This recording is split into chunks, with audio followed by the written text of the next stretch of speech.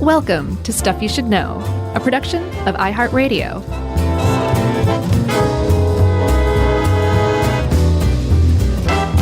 Hey, and welcome to the podcast. I'm Josh Clark, and there's Charles W. Chuck Bryant, and Jerry's even here, believe it or not.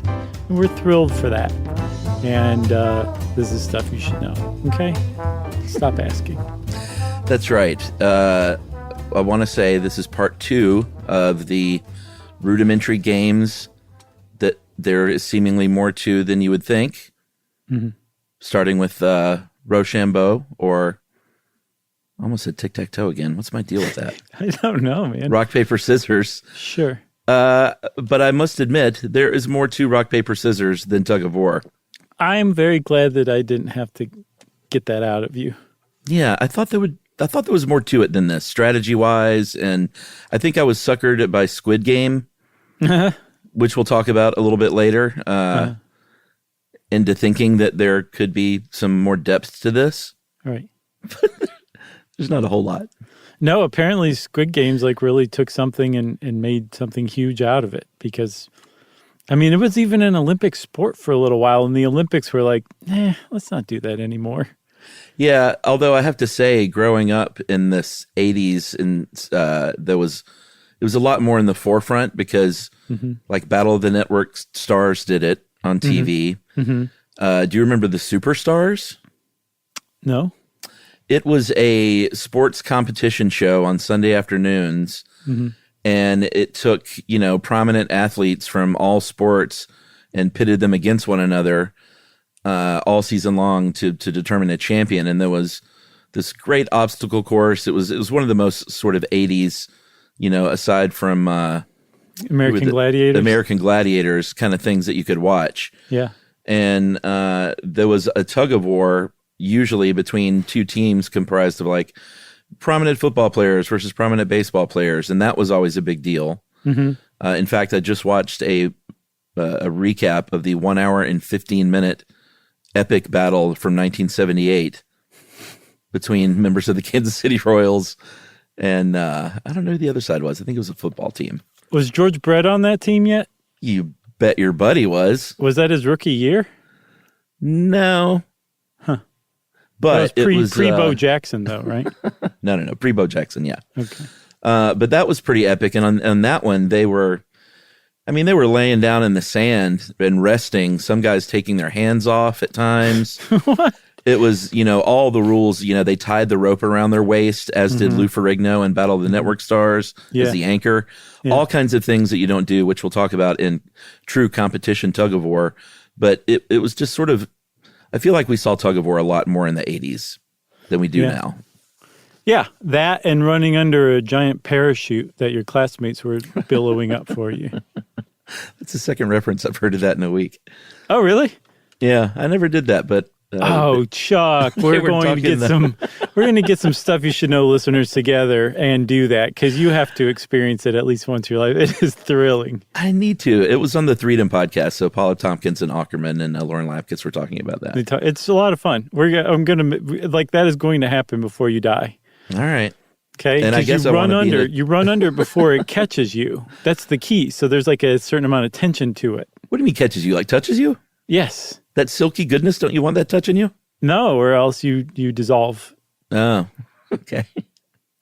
But anyway, I just, in field day in the 80s, like there was tug of war all over the place, but you don't see it much anymore until Squid Game came around. And I think that did sort of reignite some interest, including myself.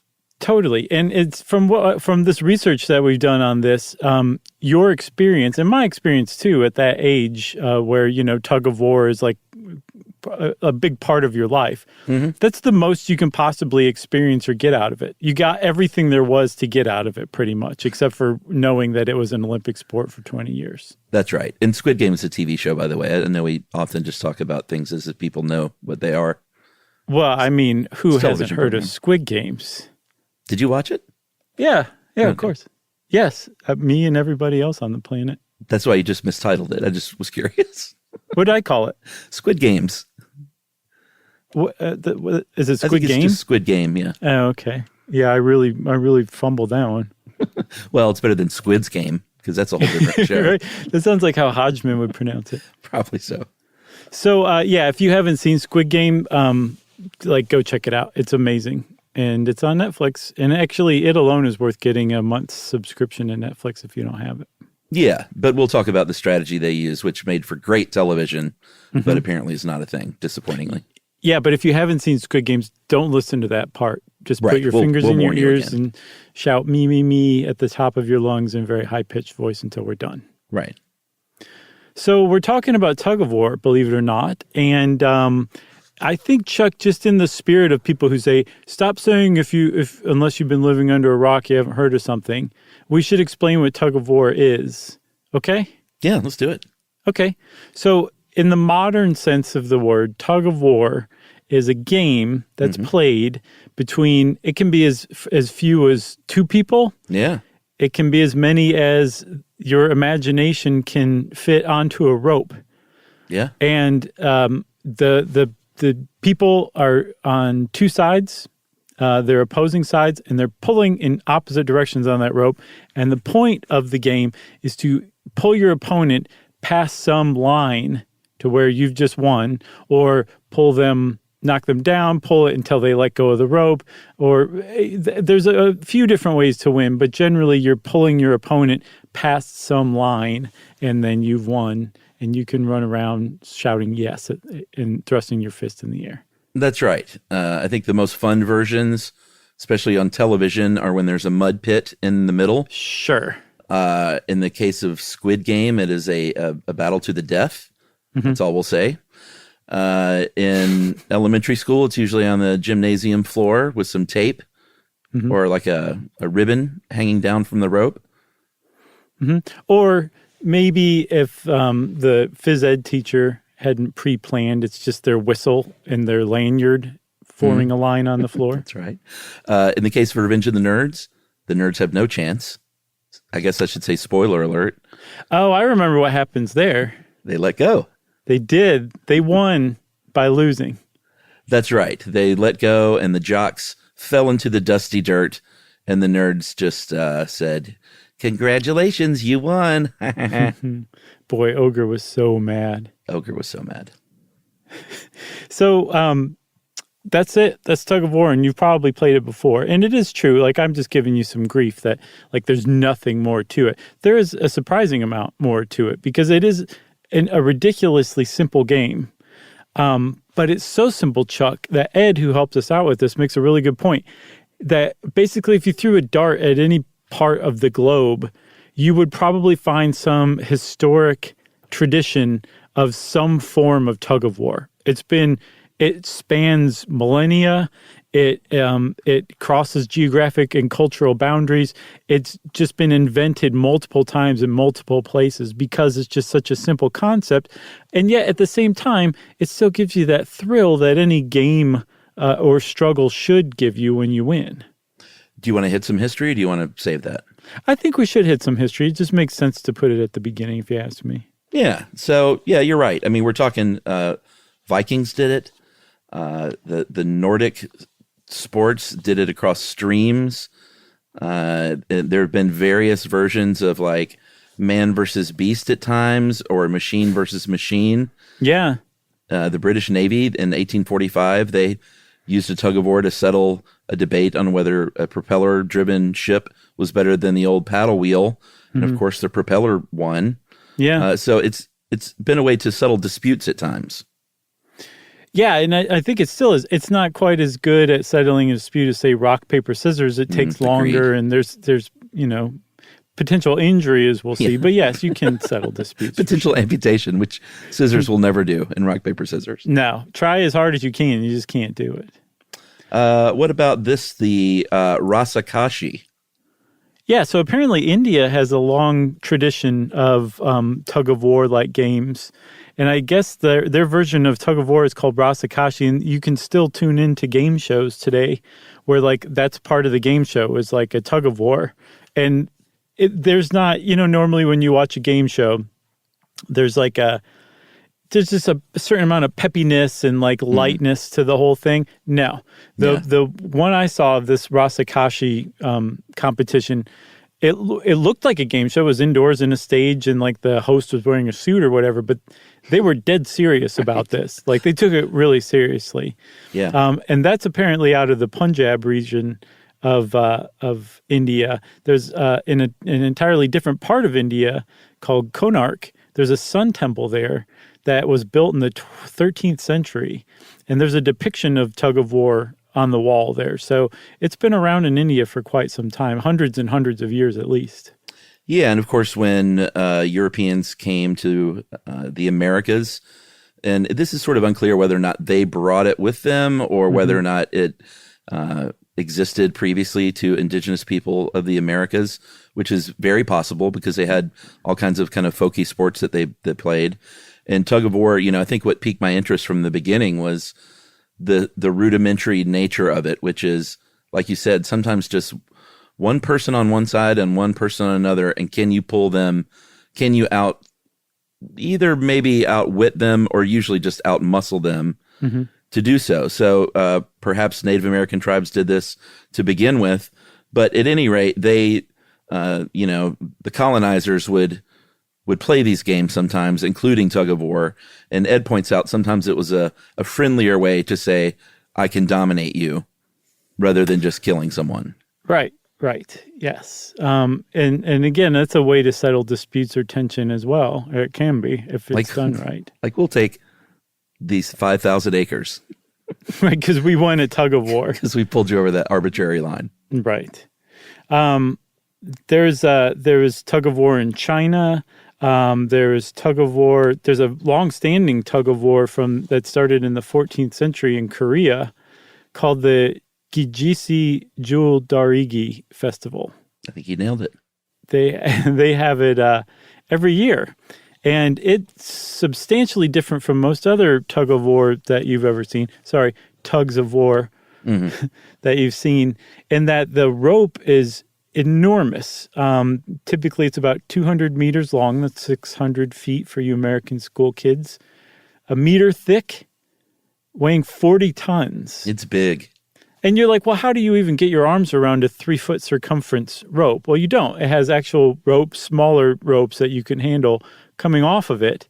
And hundreds of people will participate in this. And the whole town turns out for it. And it's amazing to see. And I was like, that certainly rings a bell, because Yumi's told me many, many times that one of her fondest childhood memories is the Tug of War Festival in Naha in Okinawa, where she was born and raised. And they've been doing that since the 17th century, and it bears such a striking resemblance to the one from Korea that obviously the Koreans influenced them. But it's the east of the town and the west of the town, and their rope is even bigger, and even more people come. Apparently in 1995, they set the world record. There were 270,000 people in attendance and 15,000 people participating on the east and the west side. And I can't remember which one that year. It was quite a party to see that video. And I imagine the Japanese festival is much like the one in Korea, where the tug of war itself is really not the fun. The fun is getting together, building this rope together. I imagine there's a little bit of drinking that goes on. Yeah, tad. And everyone just has a good time. It's sort of in the spirit of friendship rather than let me try and dominate you. Right, exactly. Because, I mean, they're all from the same town. It's just the east side of the town, the west side of the town. But so I asked Yumi about that because I hadn't heard about the rope being constructed. Apparently at the Korean festival, they make the rope every year. And I was like, did they construct the rope every year? And she's like, well, I don't think so. No. And I said, well, where did they store this 43-ton, 600-foot-long rope? And she's Airplane like, hanger. I don't know. So I need to get to the bottom of that, of whether they made the rope themselves. But she was a kid. They would go every year, and it was like the biggest deal every year in Okinawa. She was the anchor. She was. Nice. She was cheering them on. I think she did participate at least one year. Ah, that's cute. You just grab a rope, and pull. Yeah, exactly. I think some people say that it was one of the original ancient Olympic sports, but there's not a ton to back this up as being true. It may have been, but as Ed points out, it didn't get a lot of press, even if it was. So it was never that highly regarded. And when it was an official Olympic sport in the modern Olympics, it was still, in the early 1900s, was still not super highly regarded in that you didn't field like an official American team. There were club teams that would show up and could participate, like multiple from one country. And then sometimes they would just field a team from people in other sports. But if you were like a shot putter, it would say, no, go do the shot put. Like, I know you're on the anchor for the team, but the schedules conflict and you should do the shot put because that's a real event. Yeah, for sure. Which is sort of sad. It is sort of sad, especially if you were like the one guy on the tug of war team who like really took it seriously and all of a sudden your team dissolved because the shot putter had to go shot put and so on. That's right. You want to take a break and then come back and talk a little more about the Olympic history of it? Yeah, let's do it. Okay.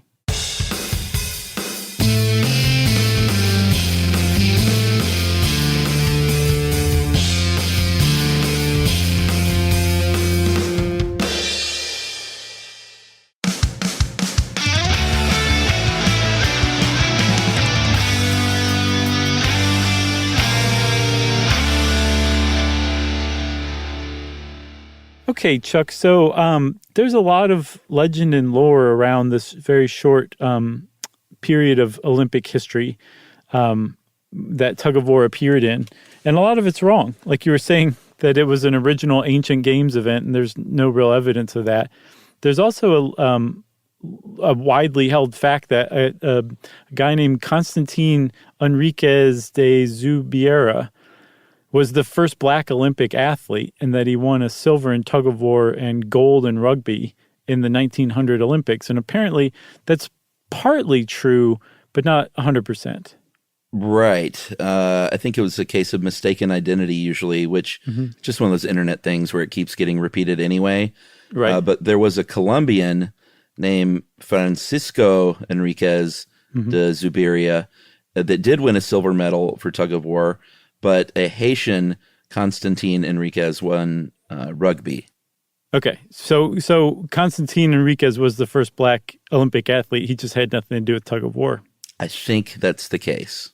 But I mean, that's the kind of depth that we have to get to make tug of war interesting.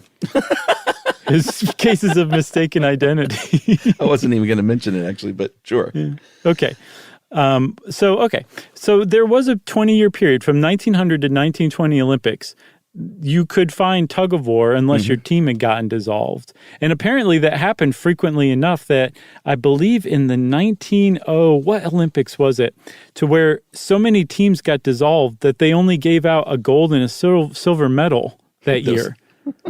Which means how many teams were there? I mean, two. Two. All the other teams got dissolved, and there were two teams left. So you had a 50-50 chance, I guess, of either coming in silver or gold, and a 100% chance of medaling that year. Yeah, that's not bad at all. I know in 1908, there was a police team, the Liverpool Police, at the Olympics. Again, you could field club teams, and that's what they did in England. They had these big boots because, as we'll see later, one of the biggest keys is the physics of feet on the floor. Yes, and having big, heavy shoes. If you're doing this on an outdoor, like on the grass, you can dig in with some big, heavy boots. And apparently, the U.S. team filed a protest because they wore these big, giant Doc Martens or something like that, I guess. Right. So that year, actually, the Liverpool police team got a silver medal. And the Brits actually swept the podium. The City of London Police got gold, Liverpool Police got silver, and the Metropolitan Police K Division got bronze. So weird. It's like all these cops battling, all these bobbies battling it out. It is, but the reason why is apparently it was a big deal in Britain. It was a big deal in Ireland as well. Yeah. And your local police force probably had a tug of war team because tug of war was part of their training. And from what I saw, that actually originated from the British Navy, using tug of war as training to kind of, hoist sails and all that stuff. You got to basically do that in real life. So they would use tug of war, and then the cops kind of picked it up as police forces came into existence in the UK. And then because with the Olympics, there weren't national teams, you could have club teams. That's how you could have 3 different police force tug of war teams sweeping the podium for Great Britain in the 1908 Olympics. That's right. And they still, I think, still use it in the American military because not only is it a good workout, but it's a morale builder. Mm-hmm. You get these divisions or platoons against one another. And, it's a good group sport, especially in the military, like sort of just a brute strength thing to try and rally your battalion. I keep saying all these different words because I don't know what they call each other. Sure. Platoons, battalions, groups. Teams, book clubs against one another. 1920 was the last time it was at the Olympics because they looked around in 1920 and said, we have way too many events. And what gets cut, of course, tug of war was one of those. And, there is, I don't know about a groundswell, but certainly after Squid Game, there were a few people wondering if it should come back in the Olympics. And I doubt it ever will, but you never know. There were some things that happened, though. Apparently back in 1999, the Tug of War International Federation, who we'll talk a little bit more about later, it was recognized by the International Olympic Committee. Yeah, and that's something. Yeah, that's a huge first step to ending up with your sport in the Olympics. But then just 2 years later, or 3 years later, the IOC told the media, the TWIF is going to really have to get a lot better funding and a lot more international participation before it's going to end up in the Olympics. It has a long way to go, if ever it will show up again. Yeah, and, Ed, I hate to say it, Ed points it out. It's kind of true, though. It's not the most exciting thing to watch when you watch competition tug of war. Even watching that Superstars clip from earlier in my childhood, it was an hour and 15 minutes long of these guys basically lying there in the sand with an equal tautness on both sides of the rope. Like nothing was happening. They're exhausted. Like I said, they're taking their hands off to massage their hands and try and regain some bit of a grip. Uh-huh. But it ended in a draw. No one even won. It was really... Oh, my goodness. I know. There's not even a great ending to the story like with Lou Ferrigno when he beat Billy Crystal. Billy Crystal? Well, they were on teams, but Billy Crystal was on one side. Lou Ferrigno was on the other. Okay. Battle of the Network Stars. I guess it was soap. Okay. At the time was the show Billy Crystal represented. Mm-hmm. But at least, Lou Ferrigno and Daisy Duke and his team won. But no one even won in the sand that day. They just dig in, lay there, and eventually they said, we got to stop this madness, so let's set a time limit. Like as they were going, they set the time limit. Mm-hmm. When it was clear nothing was going on. It was terrible television. And so they set it at an hour and 15, and it stopped, and nobody won, and that was kind of it. And sometimes that's how it goes. Howard Cosell just comes on and goes, I'm sorry, folks. I'm very, very sorry. Oh, no, it wasn't Cosell. He did the Battle of the Network Stars, though. Okay. Lou Ferrigno. That was Katharine Hepburn. Lou Ferrigno. Yeah, you're right. I don't even know who that was. So we should probably talk a little bit about the TWIF. We revealed that there is an International Federation of Tug of War. And they actually came about, from what I saw, Chuck, because after the Olympics, people said, after the 1920 Olympics, I don't know if, yeah, you did say, that they finally said, we're cutting these. Tug of War is not making the cut. That didn't diminish interest in tug of war in a lot of the countries where it was already popular. So they actually started assembling national teams. And some national teams have been assembled for the Olympics already anyway, but they had no way to compete against one another. They can only compete within their countries. And so the guy named George Hutton got together with the Swedes and said, hey, let's form the Tug of War International Federation back in 1960. And the rest is history, known to half a dozen people. George E.F. Hutton. Remember that Maybe. commercial? I was thinking George Timothy Hutton.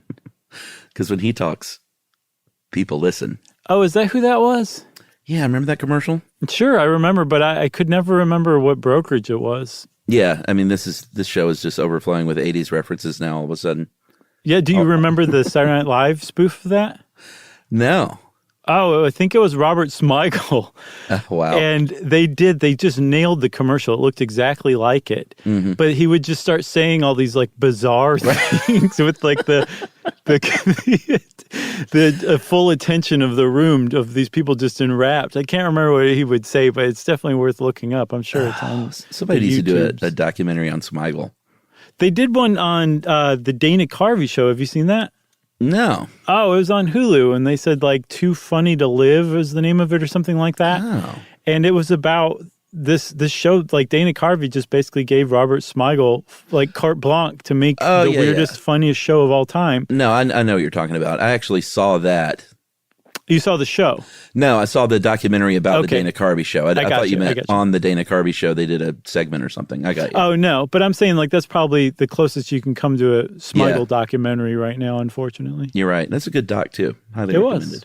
It was. But if you're talking international tug of war competition, it is not just, on I hate to bring it up again, but on the superstars, as we'll see, weight is a really obviously huge key factor in whether or not you win a tug of war. So Indeed. Like boxing and like wrestling, you have to match weights. So they actually had, I think the baseball team had one extra dude even than the football side. This was not official in any capacity from what you're describing. Well, they had to match weight. That was what it was all about. Okay. I see. You know what I mean? Okay, I got So you. the baseball players were lighter than the football team, so they had one extra person. Okay. But in international competition, there are 8 people on a team. I don't even know if there's a weigh-in for these. Is there? Yes. Most decidedly, it's extremely important. Well, then, I mean, what do they say? Like, you just have to match weight with the other team and like plan your team accordingly? Yes. And I don't think it's down to like the pound or maybe even the kilogram necessarily, but it's got to be close enough. There's a class and your team has to weigh within this weight class. Oh, okay. I gotcha. You see what I'm saying? Yeah, that makes more sense. It's not pound for pound necessarily, but it has to be an 8-person team and they have to, like the combined weight of the team has to fall within this window for the class. Okay, that makes sense. Just like boxing and wrestling, in fact. Right, but divided by 8 people. Right. Yeah. The rope itself is, and we should note, again, like I said, you don't tie the rope around the anchor. There are not knots in the rope. Like sometimes elementary school versions, you have knots to make it easier for little kid hands to hold on to and stuff like that. Not true at all in international competition or any real, like genuine tug of war. You're not going to have knots in the rope. No, and supposedly most people recommend, although Ed, despite his best efforts, could not find verification. I couldn't either, that the TWIF, it's got to be TWIF, right? That's what I call it. That TWIF mandates that the rope has to be a natural fiber, but if you're doing anything kind of pro or organized, really even any tug of war, you want to use a natural fiber rope because they're less prone to snapping. They're also less prone to stretching. Yeah. And as we'll see, both of those are really bad things that can happen, especially if you use a synthetic rope. So you're not supposed to use, most likely, a synthetic rope. You want to use natural fiber. Right. And in this case, it's 33.5 meters long and between 10 and 12.5 centimeters in circumference. So it's 110 feet long and about 4 to 5 inches in circumference. Yeah. And the anchor, like I said, they don't tie the rope around their waist, but they are the only people allowed to manipulate the rope in a way other than just holding it palms up, which is what everyone else has to do. Like you can't wrap it around your wrists. That's a bad idea. Yeah. Like, as we'll see later. Yeah. Long to your coding career. Yeah, exactly. But the anchor will... they will pass the rope over their shoulder and then around their back diagonally, then under the opposite armpit, and then back over the front of their body, and then back under that armpit. So it's sort of like a little figure 8 that they wrap around their body, but it's never tied.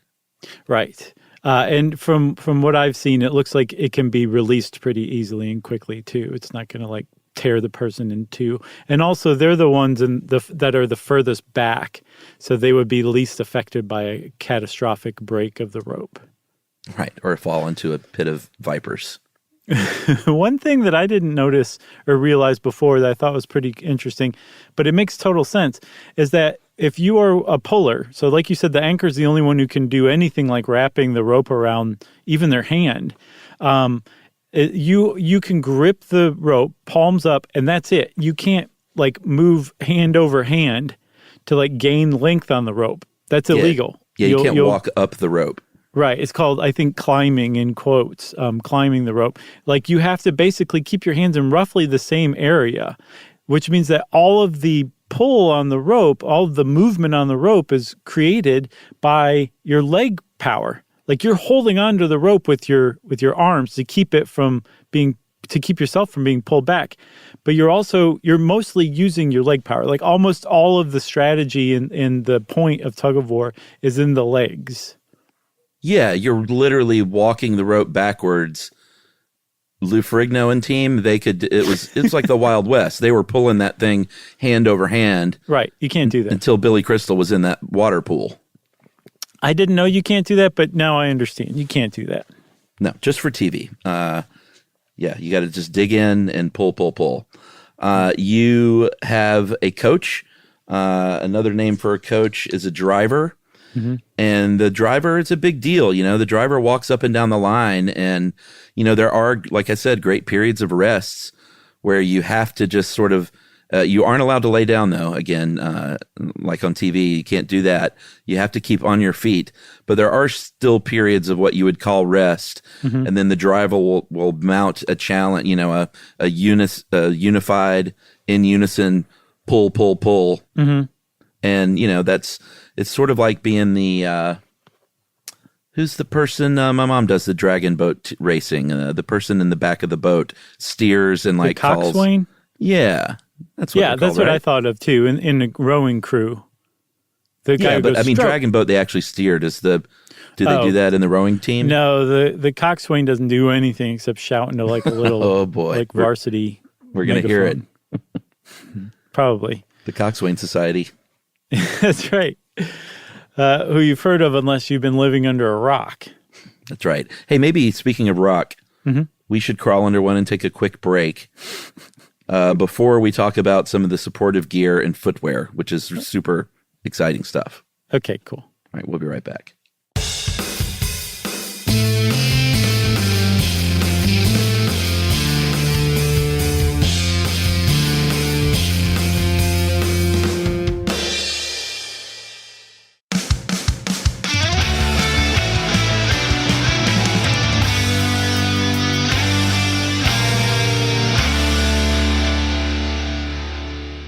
All right. I promised footwear. And supportive gear. Yeah, supportive gear. You can wear like belts and knee pads and stuff like that. Or like a weight belt. Huh? Like a weightlifting belt. Yeah. You ever have one of those? No, I've never been quite that into it.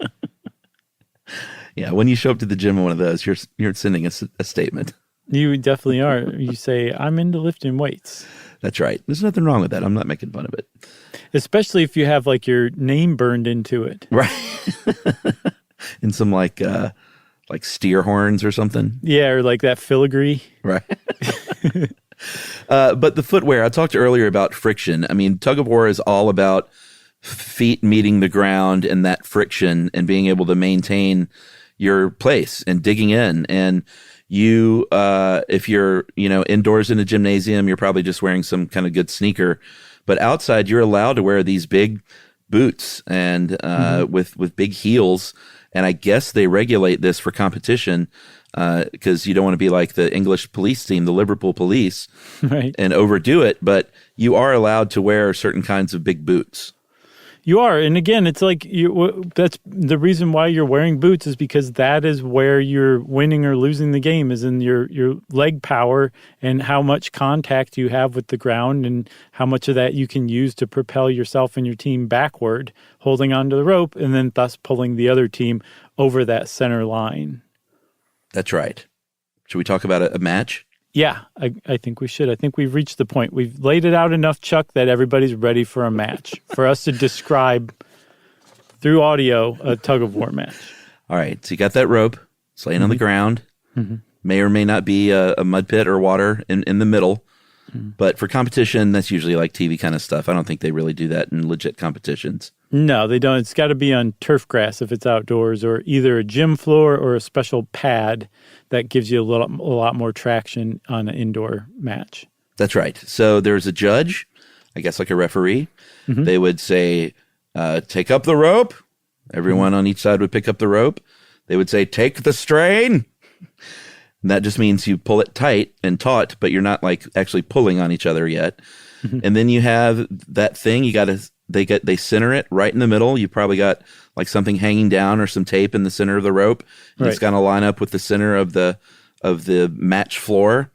And then on either side, and in true competition, I think it's actually marked out 4 meters on either side of center. Yes. But depending on if you're doing playground versions or Battle of the Network Stars, that number can vary. But this is the official TWIF style, is 4 meters is where you want to pull your opponent to.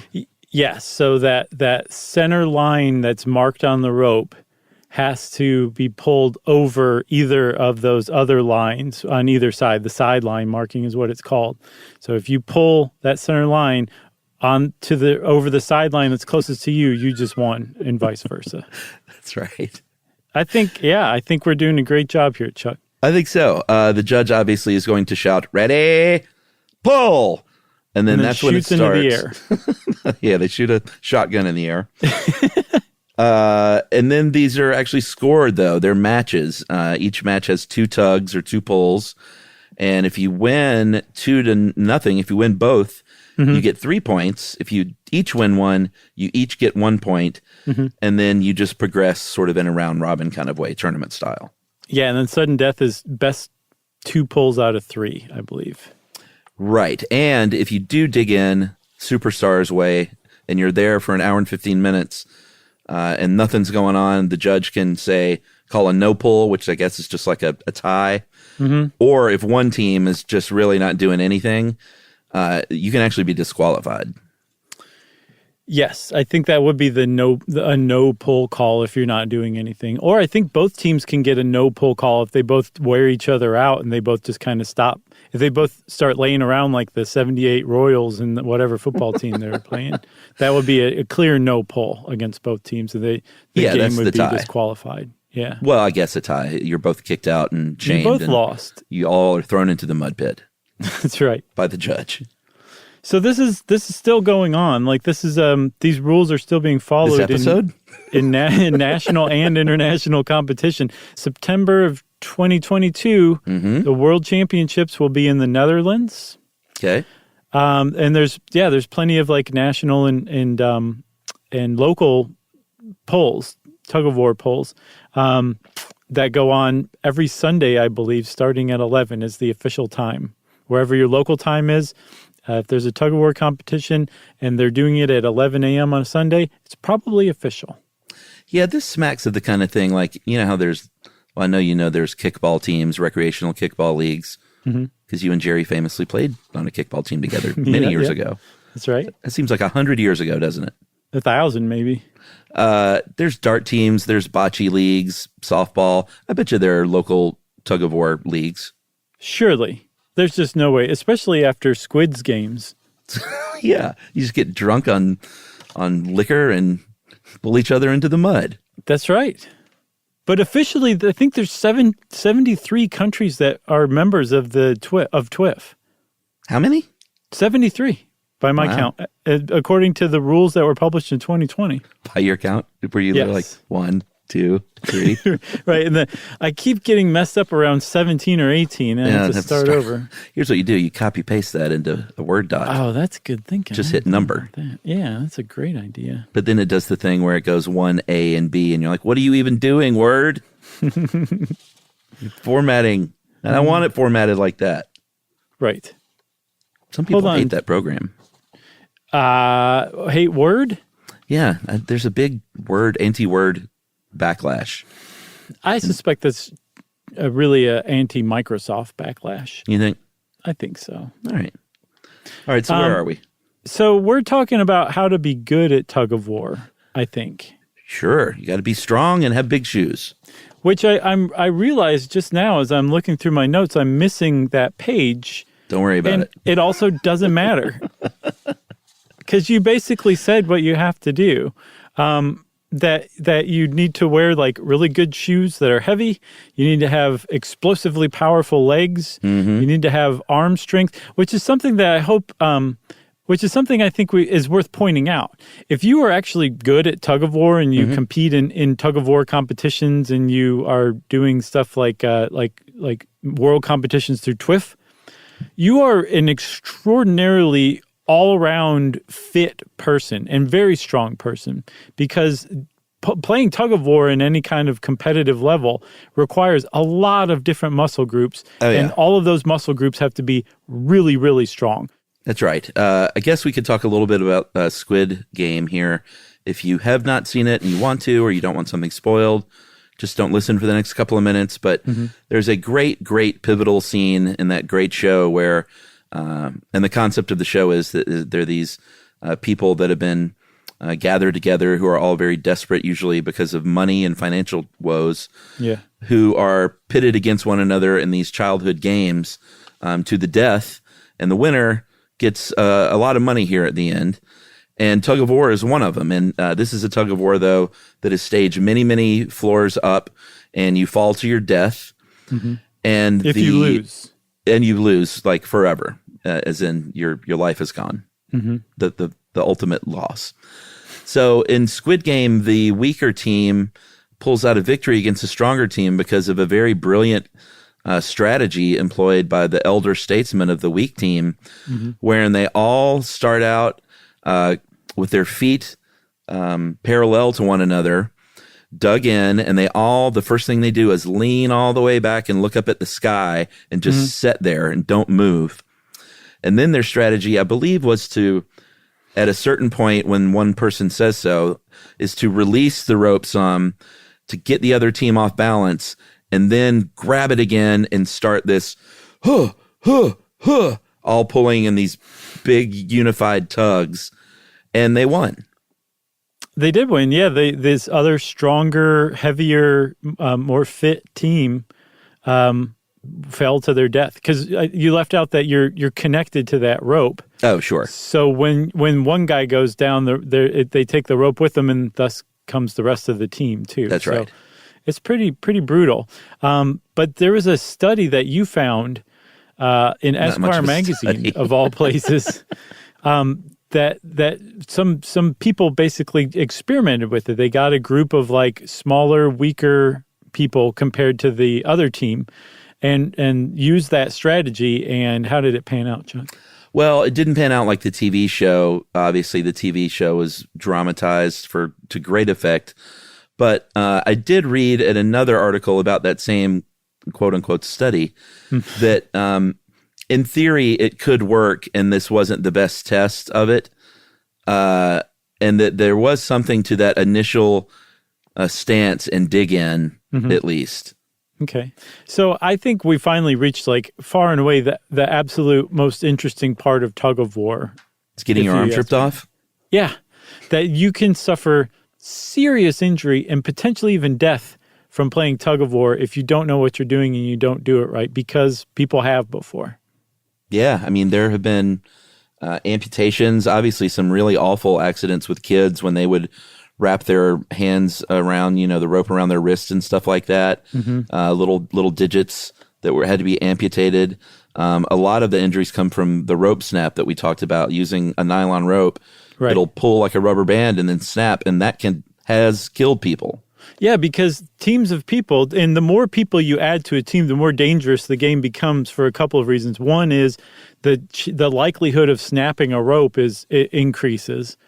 And then also when that rope snaps, all those people fall backward all of a sudden, and so people can get crushed and trampled, and that happens as well. But when you have two teams of people, even like little kids, as long as there's enough little kids, they're exerting tons and tons of force on that rope that's being stored in the rope. And as I was saying earlier, with synthetic ropes, they stretch more, which means that more tension is being stored, more energy is being stored in that rope, so that when it does finally snap, more energy is suddenly released. And when it's released, Chuck, when that rope snaps backward, it snaps backward with so much force, depending on how much force is stored in it, that it is torn people's arms off. Like they didn't let go fast enough, and their arms still holding onto the rope flew away from them. It's like something out of Squid Game, but it's real.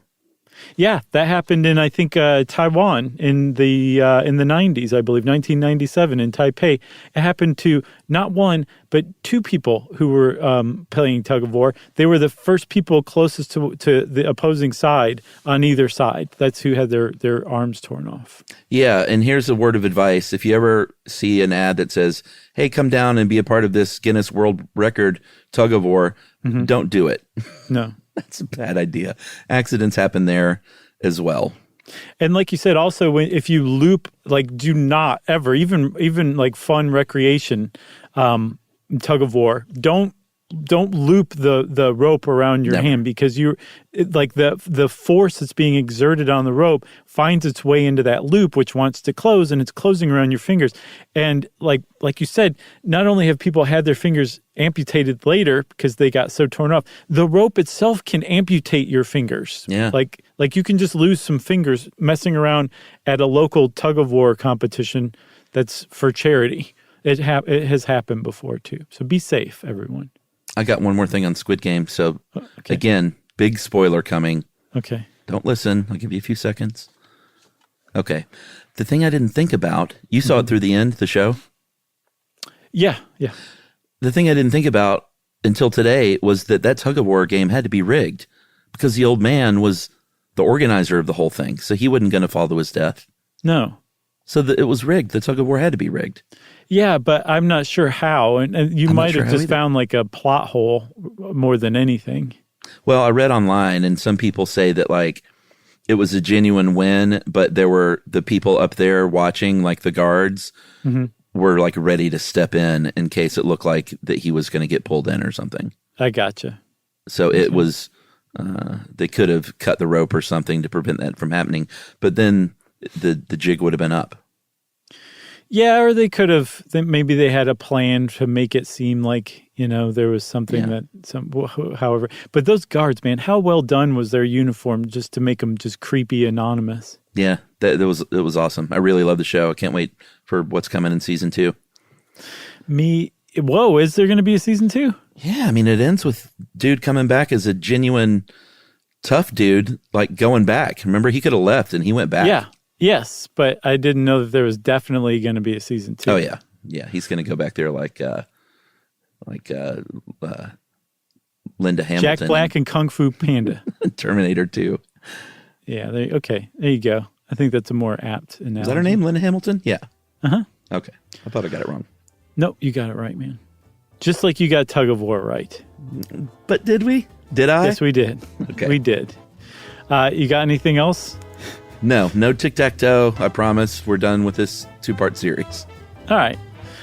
Well, since Chuck said we're done, that means we're done. And that means, of course, everybody, it's time for listener mail. Unless we do thumb wrestling. If there's something to it, sure. Maybe a shorty. I'm always down with interesting stuff like that, as long as there's something to it, All right. I'm going to call this Eagle versus Hawk and another chance to poke fun at Jerry a little bit. Okay. This goes down in history alongside the Wilhelm scream. Oh, don't forget Same Old Lang Syne. Oh, same old. Oh, that's right. So yeah, our beloved sister and producer Jerry, who we like to tease occasionally, we will call for a special effect here and there, and sometimes she has a knack for getting them wrong. Yeah. And that's the case with Eagle versus Hawk. Hey guys, just listened to the Cookies episode and heard the eagle cry, quote unquote, denoting the golden age of cookies. Want to let you know that bird cry you used was probably a red-tailed hawk. Hollywood prefers the red-tailed hawk cry to the actual eagle cry because it sounds much more majestic.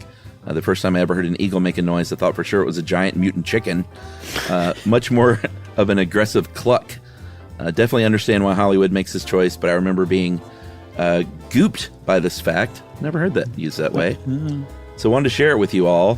Thanks, and have a happy new year. In my defense, I knew that was a hawk, but the eagle sound was so pitiful I didn't use it. Hey, there's Jerry, guys. She actually stepped in to defend herself. There she is. Chuck, I feel like an era's just ended. Well, she's been on before, but that was the most blatant Jerry yet. pretty blatant. But I think that was a good one, Jers. Way to step in. P.S. Is your board game sold out? I was sad to not see it under the Christmas tree this year. No. Cordially, your resident bird nerd, Katie Rose Souder. Katie, the board game did sell out in a lot of online retailers, but it's going to be back soon, right? Actually, Chuck, I think that I don't know if they're sold out or not, but they were sold out everywhere in the world except for Indigo, which is Canada's largest bookstore. They had some as of the beginning of the holiday season earlier, but they may be out. But from what our friends at Hasbro tell us, they should be back in stock at the end of this month, the end of January. That's right. But anyway, thank you, Katie Rose Souder, for that email.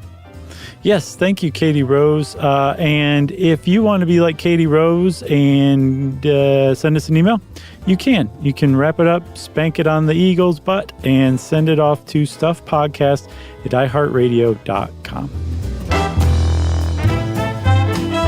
Stuff You Should Know is a production of iHeartRadio. For more podcasts from iHeartRadio, visit the iHeartRadio app, Apple Podcasts, or wherever you listen to your favorite shows.